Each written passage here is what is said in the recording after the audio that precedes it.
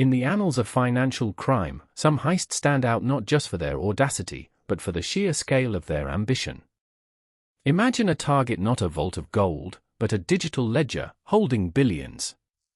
Imagine an enemy not visible, but a phantom in the network.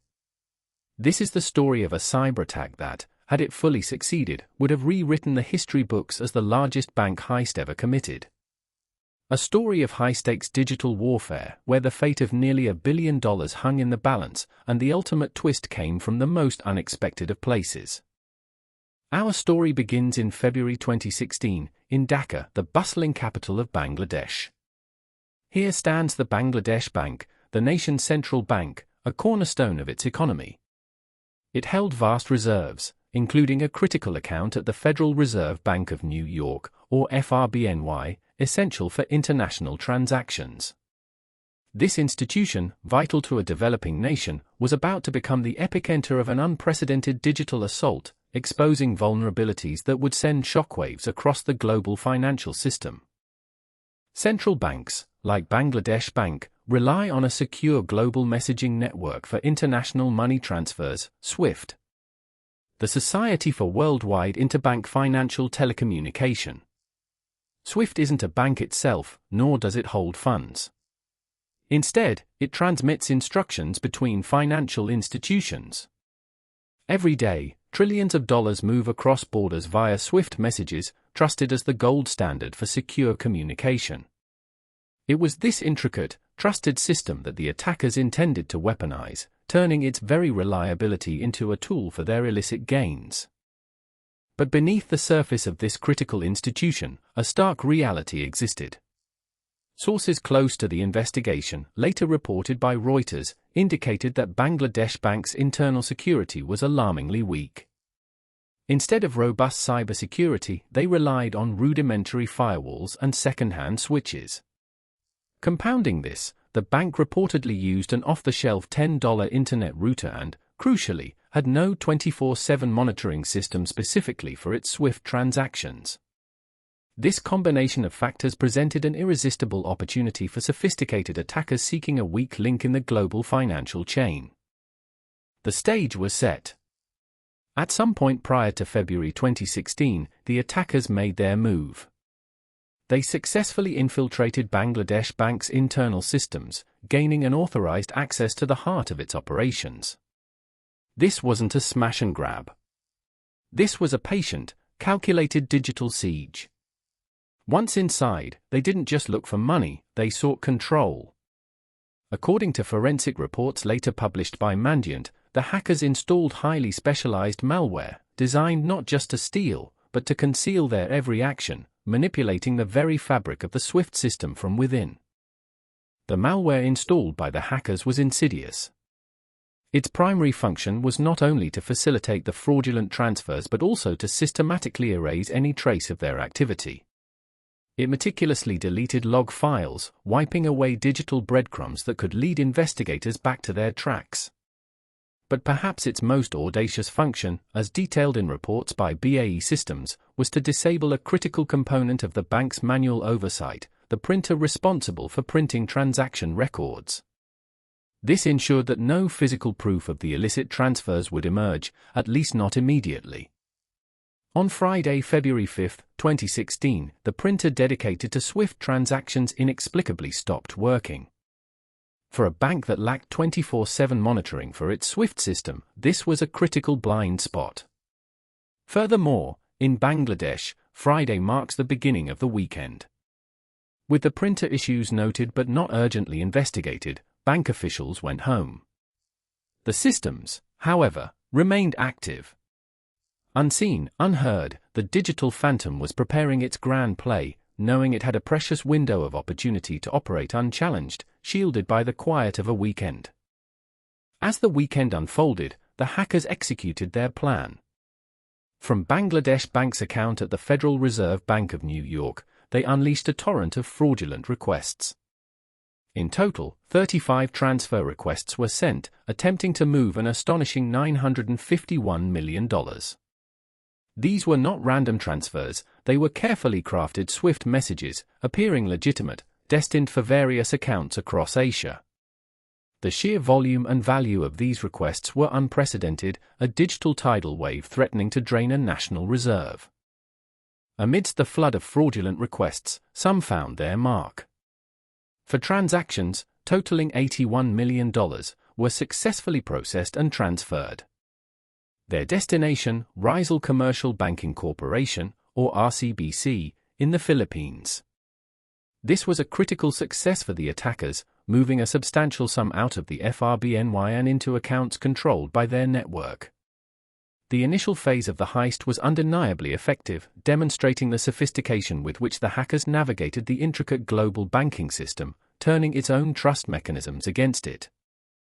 However, the vast majority of the attempted transfers did not succeed. The remaining 31 transactions, worth a staggering $850 million, were blocked.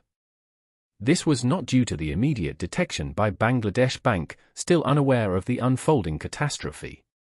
Instead, these transfers were held up by internal protocols and automated fraud detection systems within the Federal Reserve Bank of New York, or by correspondent banks in the transaction chain. The system, in its inherent caution, had paused. But the threat was far from over, and one crucial transaction still hung in the balance. Among the 31 blocked transactions, one specific request caught the attention of intermediary banks. This was a transfer request for $20 million, purportedly destined for a Sri Lankan non-profit called the Shalika Foundation. The amount itself was significant, an unusually large sum for a charitable organization. It was routed through Deutsche Bank, a major player in international finance, which acted as a correspondent bank in this particular transaction. The pathway of this money would soon intersect with an overlooked detail, setting in motion a chain of events that would unravel the entire elaborate scheme. As Deutsche Bank processed the $20 million request, its automated systems, or perhaps a vigilant analyst, flagged the transaction. The sheer size of the transfer to a relatively unknown foundation was immediately suspicious. While not explicitly fraud, such an anomaly often warrants a second look in the world of high finance. According to reports from the Financial Times, Deutsche Bank, upholding its due diligence, decided to seek clarification. They would reach out to Bangladesh Bank, the originating institution, to verify the legitimacy of the unprecedented transfer. A simple inquiry, but one that held the key to an unimaginable secret. And here lies the heart of the mystery, the moment where a sophisticated cyber attack, meticulously planned and executed, met its match not in advanced algorithms or human heroics, but in a simple, glaring error. The transfer instruction intended for the Shalika Foundation contained a critical spelling mistake. Instead of foundation, the request read foundation. This seemingly minor typo, as reported by the New York Times, was the decisive element. It broke the illusion of legitimacy, amplifying the initial suspicion. The stakes were incredibly high, and a single letter changed everything. Deutsche Bank's inquiry, now propelled by the glaring typo, reached Bangladesh Bank. It was still the weekend in Dhaka. The bank's Swift system printer, as we know, remained non-functional, silently concealing the 35 fraudulent requests. Emails were likely sent, perhaps phone calls made, but due to the weekend and the compromised systems, no immediate verification came back. Deutsche Bank, unable to confirm the legitimacy of the $20 million transfer and now deeply suspicious due to the spelling error and the large sum, made a crucial decision: it put the transaction on hold. When Bangladesh Bank officials returned to work on Monday, February 8, 2016, the weekend's quiet was shattered. The first red flag was the still broken Swift printer. Upon investigation, they discovered the malware and the extent of the system compromise.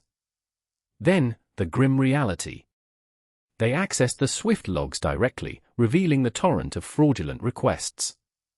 The transfers of $81 million to RCBC, the blocked $850 million, and Deutsche Bank's inquiries about the foundation request. The scale of the attempted heist became horrifyingly clear. Panic erupted. Bangladesh Bank immediately contacted the Federal Reserve Bank of New York, desperately attempting to recall the funds. They also alerted RCBC in the Philippines, demanding the return of the $81 million that had already been transferred. However, the world of international finance moves quickly, especially when illicit money is involved. The window for recovery was closing rapidly. The hackers, anticipating this, had already set in motion a rapid laundering process for the stolen funds, ensuring that once the alarm was raised, the money would be nearly impossible to trace and retrieve. The $81 million transferred to RCBC was swiftly laundered through a sophisticated network in the Philippines. Reports from the Philippine Senate investigation revealed that the funds were deposited into fictitious accounts, then quickly transferred to local foreign exchange brokers and eventually filtered through Manila's casinos. This process, according to the Anti-Money Laundering Council of the Philippines, is notoriously difficult to trace. Once the money enters the casino system, it becomes clean, effectively disappearing into the global financial underworld, a ghost of the original heist. Despite intensive international investigations, the identities of the hackers behind the Bangladesh bank heist remain officially unknown. However, evidence gathered by cybersecurity firms like Symantec and government intelligence agencies, particularly U.S. officials, has repeatedly pointed towards a specific, highly sophisticated state-sponsored group. North Korea, through its Lazarus Group, is widely suspected of being the perpetrator. Their motive: to bypass international sanctions and fund the regime's illicit activities. The digital phantom, it seems, has a national flag, even if it denies all accusations. This saga, born of digital stealth and global finance, culminates in an almost unbelievable twist. The largest bank heist in history, a meticulously planned operation targeting nearly $1 billion, was ultimately thwarted not by advanced cybersecurity or rapid human intervention. It was saved by a simple spelling mistake, foundation instead of a foundation. This single error, an oversight by the attackers, triggered a chain of vigilance that halted $850 million in fraudulent transfers. It's a stark reminder that even in the most complex digital landscapes, the smallest human error can have monumental, unexpected consequences. The Bangladesh bank hack was more than just a crime, it was a global wake-up call. It exposed profound vulnerabilities in the SWIFT system and across financial institutions worldwide.